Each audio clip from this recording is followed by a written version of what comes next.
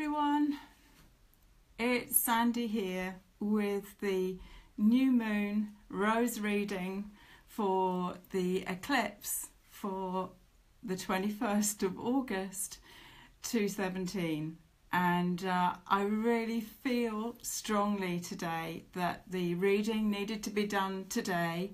The eclipse is actually tomorrow, the new moon is tomorrow, but there is something that is really calling for me to do the reading today. So following the call of spirit to do in right timing, I'm here to do the reading today. So I hope you're all doing well. I know these are tricky times for so many people.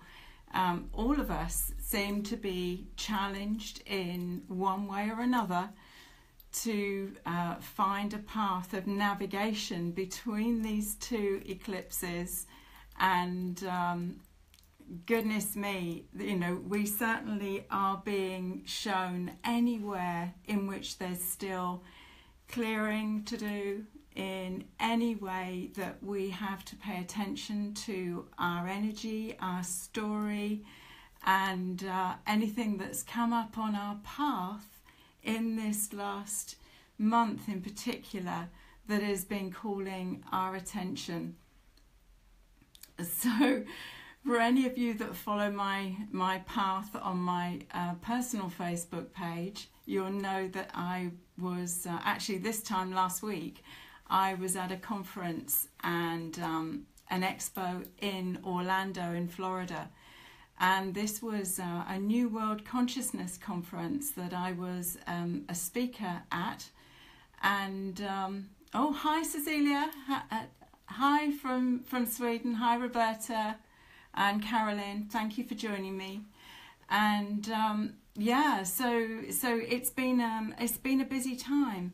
So this conference in Florida was a gathering of thought leaders around new fields of consciousness, new awareness, and a real rich gathering of people from different disciplines, and also people that had brought through new technologies, new energy technologies.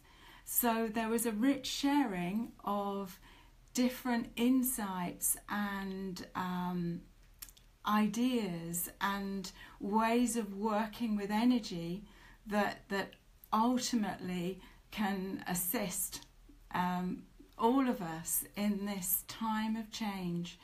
And goodness, this eclipse window has been such an amazing and a powerful time for us to have to navigate and work with the complex energies of this time. So what might the roses have in their wisdom to share with us at this point? It's always fascinating to get a sense of perhaps another perspective. There's so much on Facebook, I'm sure all of you have found in your different news feeds, or for those that are seeing this on the newsletter that aren't part of the Facebook tribe. This place of getting some insight into what the energies are really calling us to at this time. And yeah, it's been a real mixed bag of what I've seen that's come up on my Facebook feed that has had quite a broad spectrum of perspective on it. So let's see what the wisdom of the roses might have as an offering and an insight for us at this time. So are you drawn to rose card 1, to a rose card 2, or to rose card 3? So just get a sense of which one's calling you. Hi Vivian, hi, thank you for joining us. So yeah, let's see what the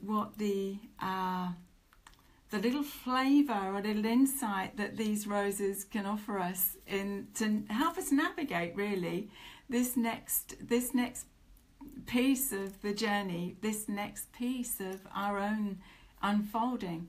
Because each one of us has got a different aspect of our own journey that we are working with, that we are actually navigating, so that we can bring more of our higher soul self present.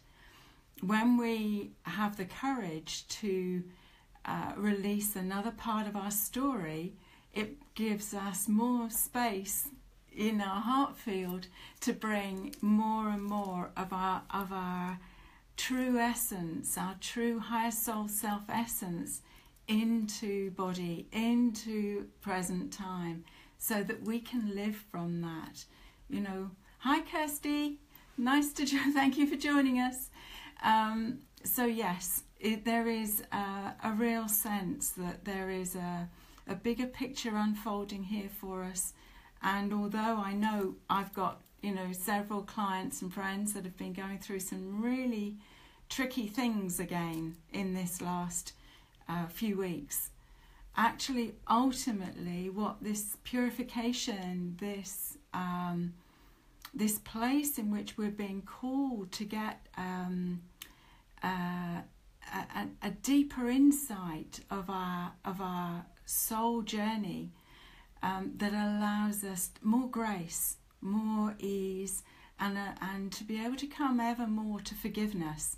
That feels to be a real key in the pathway, certainly in my experience over the last few weeks. There's been some more revelations that have come through from conversations with others that have changed my view of my story.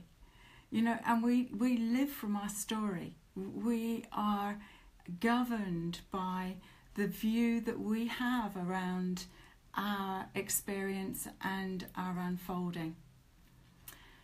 So let's see what these roses have got to say. So again, if you're drawn to rose card 1, rose card 2, or rose card 3. And I don't know about you, but the more I've reviewed this process of choosing one of the cards as an energy signature, I've come to understand actually that it's the weave of the three energies together that can often give us yet a deeper insight of the guidance that they can offer. So, if you were drawn to rose card 1, here she is, and she's rose 6. Now this is one of the original roses from the Rose 1 set, the Way of the Rose set, and she sits in the energy healing grid on the body. So what she's doing is she's releasing the stories, helping us with grace and ease to come into that place of receiving the stories. And this beauty sits on the sacral chakra. And this is, I had to smile when this one showed herself as the Rose 1 card, because this Rose 6 sits in the sacral, and she embeds into Rose 1, who sits in the base chakra. So that's our real sort of tribal imprint. And then when you move up into the sacral chakra, here we have what Jung would call the individuation. Who am I inside the tribe? Who am I? What is my purpose? What is my connection to my tribe? So what is my connection to my birth family, the DNA of the land that I birthed into? And as I evolve in my pathway, who am I? And this is the imprint that sits in the sacral chakra.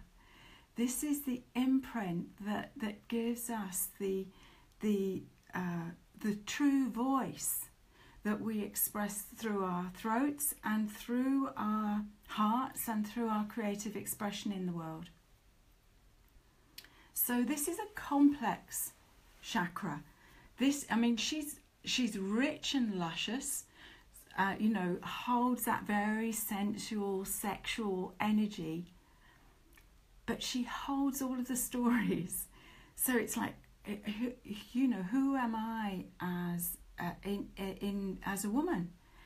Who am I as a man? How do I feel about my sexuality? How do I feel about my creativity? How do I feel about my ability to hold money, value, energy? Is that sacral chakra a golden chalice, or is it a leaky colander? Have we still got wounds and stories that we leak out our precious life force and energy? And this chakra is also the chakra that we hold our sense of self-love, self-value and self-esteem. So if you were drawn to Rose Card 1 today, she's calling you to really dive into the depth of that beautiful chalice in the sacral chakra, and really check out that she is a golden chalice, not a leaky colander. This place of richness and abundance. If we haven't got a place of stability in that base and second chakra, it's much more difficult for us to take this journey up to the heart and up to the pineal and really have a strong connection with Source. This is our root. This is our grounded place of presence. And it's absolutely essential that we are enough in body to be really connected and rooted and feel that we have a really healthy and grounded sense of presence in our bodies. Cecilia's asking, is that Rosemar 5? I think you've got behind. I haven't got my glasses on, but she says, I am inner strength. So she is the Rosemar of inner strength.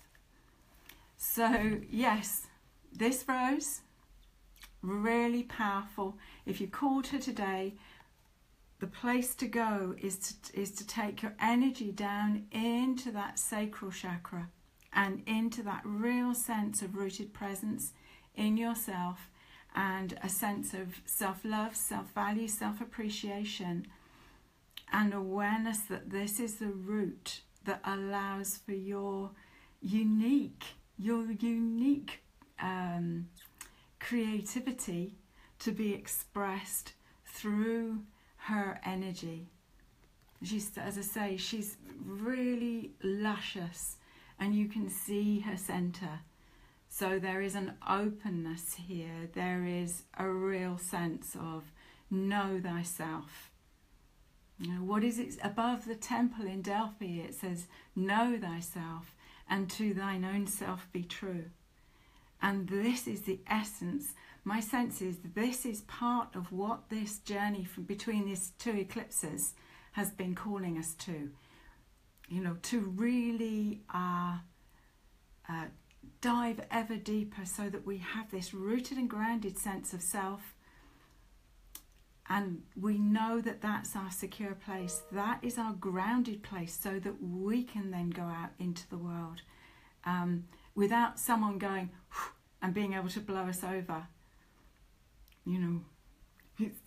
It's really good and present. And of course, we've spoken of this before, that there is an activation beyond this core chakra system that opens us out into the Earth Star and the Soul Star. Beyond that, to the Stellar Gateway and the Gaia Gateway, which creates another geometry of presence for us. So when we root down into that Earth Star chakra, she too informs us that we are at home with ourselves, at home in ourselves, and and also in the place that we're at, so that we can really feel at home where we are, not only in here, but also in the larger temple, the larger template of our lives. So, yeah, lovely rose to choose if you chose rose card 1. If you chose rose card 2, if she was the one that called you, here she is, and she's Rose Angel 6. Now, Rose Angel 6 is one of the Rose Angels, the transformers for the 5 wounds to love. So she allows us to harness the jewels. So these are the jewels that as we transform, as we heal these wounded places within us where we hold story, we access the jewels to go into the crown of our sovereign being, whether we're in masculine form or feminine form this lifetime. You know, we are moving to this sovereign place of self, to our authentic queen and to our authentic king. That requires us to have harnessed the jewels from the wounded places that we contracted to deal with this lifetime. This is where we chose to come to polish the diamond. So these jewels then go up into the crown, and this is what illuminates the crown and allows more of the higher frequencies to come in to activate the heart field at yet another level. So this rose sits on the throat, and she is the transformer of the jewel of denial to the jewel of truth. So she's calling us to find these places in which we really show up with our truth, and we have the courage to speak our truth. It's interesting, no happenstance then, that this rose on the sacral brings us to the higher octave of this expression on the throat. The throat is the higher octave of the sacral chakra. So this is like this place in which we have to find this clear, truthful expression of what is our gut wisdom, what is our knowing. And this is what activates the wise woman, or that real trust in that gut feeling that allows us to clear the energies. When we speak out, the energy is cleared and out there. When we choose not to, for fear perhaps, or old programming, then we swallow it back down again, and it gets locked into the body and ultimately corrupts the cellular structure of the body. This period of time, this window of time, in this eclipse window, and also in my experience, this has got a connection back to the eclipse season that we had in February, March. This new moon eclipse feels to me to have a flavour of the eclipse that we had at the end of February. So whatever might have been in motion for you then is also coming up for a review again at this point, and perhaps another level of clearing. Oh, hi Ashley, hi Heather. I see several more of you have joined joined the party, joined the rose party today. So this this rose is you can see, I mean, she's got such fineness and such beauty, but complexity. So we know that when we speak, our words carry a frequency, they carry an energy that goes out in the world, and once we've spoken, we can't take those words back. So there is a a place in which we really need to be quite clear about what we speak. My pranic healing master always said, you know, it matters. It matters more what comes out of your mouth than what goes in it. So it's like, you know, first be kind, first be aware of the fact that your words have got a frequency and they will carry the energy out there. So if you drew or called for Rose card 2, she's calling you to look at some aspect of your expression. And, you know, is there anywhere in which you are denying your innate wisdom? And, you know, that can be to yourself. That might not even be that it's about denying somebody else. It's about the fact that you can, through not acknowledging and not owning the fact that this is how you feel about something, you're actually denying yourself, denying your own ability to trust your own wisdom. So, powerful rose for us at this point, because it really feels to me that this moon has an amazing opportunity for us, this eclipse, to be absolutely super clear about what it is that we're releasing, and allowing us that pause point to embrace the new. There is, you know, I haven't put any of there is nothing on my website. There are no classes. There is nothing on my website at the moment about the future. It's like this is a complete pause point that allows us to refresh, reframe, and then to put out the new, in the new frequency that is post this eclipse. Very important, very powerful. So here she is. She's reminding you about this power of communication and your clear expression. And if you chose Rose card 3, she is Rose 3. And Rose 3 again is one of the original roses from the first set. So this tells me 2 out of the 3 roses has been about the clearing and the aligning in the physical body. So she sits on the spleen chakra, and she connects in with the spleen pancreas energies. This rose is really calling us to joy. The spleen is a filter for the blood. She's also the entry portal for solar prana. And that solar prana gets distributed around the body into the different chakras in the vibrational frequencies that are needed within that chakra system. So she is calling us to open to joy, open to the sweetness in life.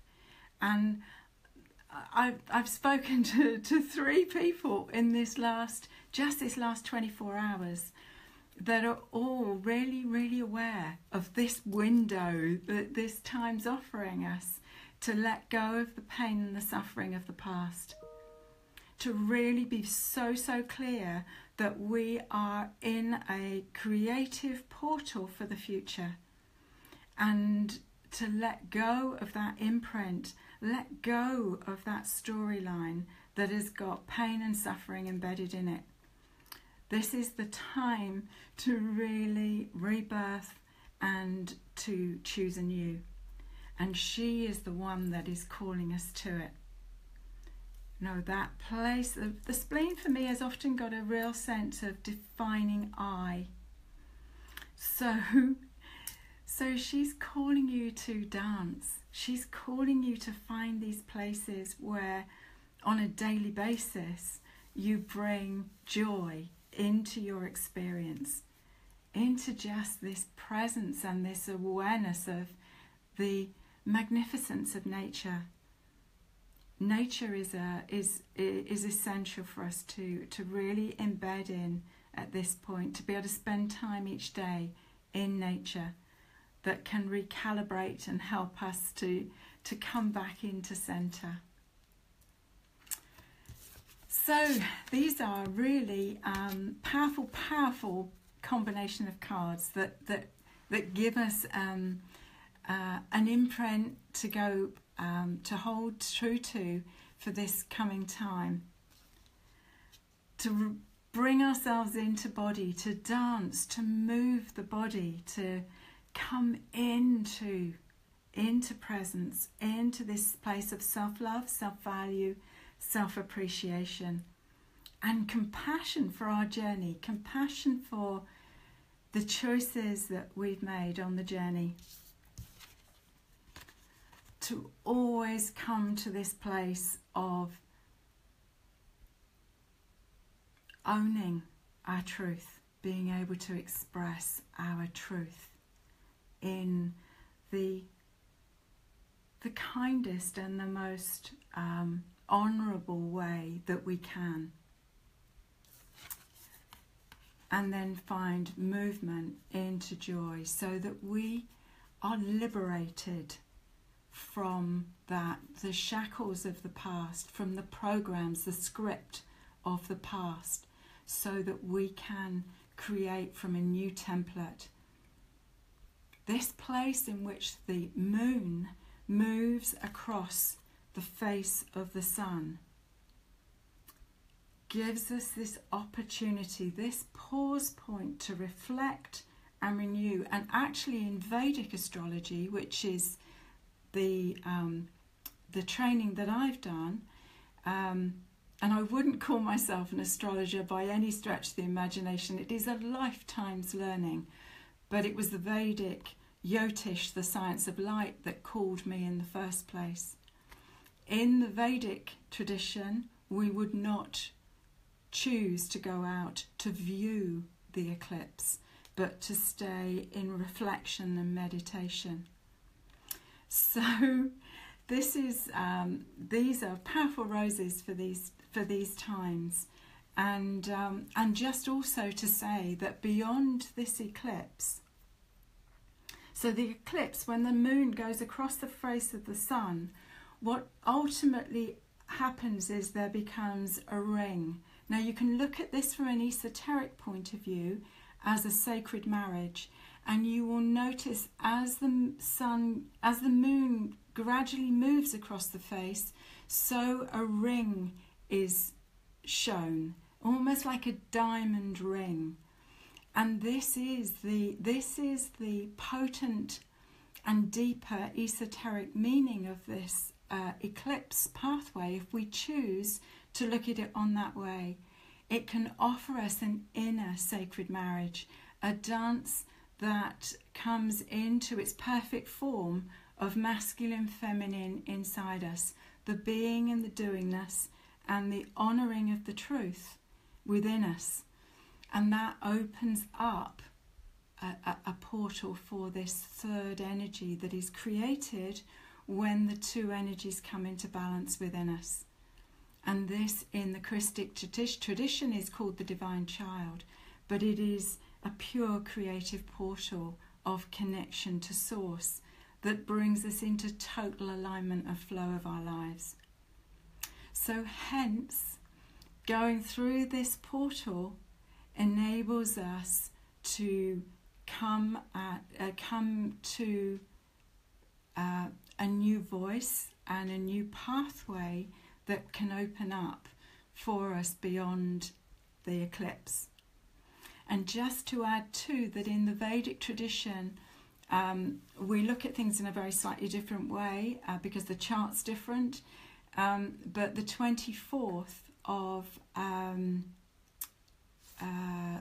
August is also a very potent date when Rahu, the north node of the moon, is conjunct Mars at a critical point in the chart, in a Vedic chart called the Gandanta point, which is right between Cancer and Leo. So just also be aware of the energies on the 24th, because they could be quite intense too. So, to end my reading today, I just want to share some really lovely news. That while I was in Orlando, I had a call from my son to say that he had proposed to his girlfriend, and so I'm actually leaving here in a minute to go to a celebration with my son and his fiancée, Sally. And so how interesting, I've been talking about this ring around the sun, and my son has just announced his engagement.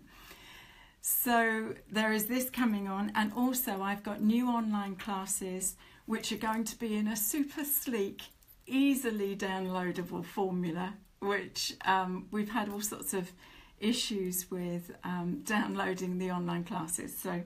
So that bit's coming.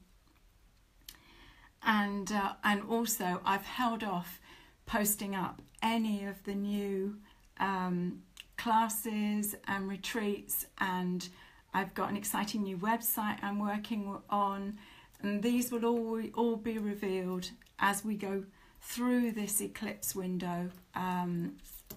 And it just felt that they wanted to come out in the new energies after this eclipse. So anyway, I do wish you a very blessed day tomorrow, whatever you're doing, and yeah, just release and release and release on this very potent wave of energies, and then, you know, be open to the new pathways, the new gifts, and the new opportunities that will come your way. So until next, with much love and rosy blessings. Bye.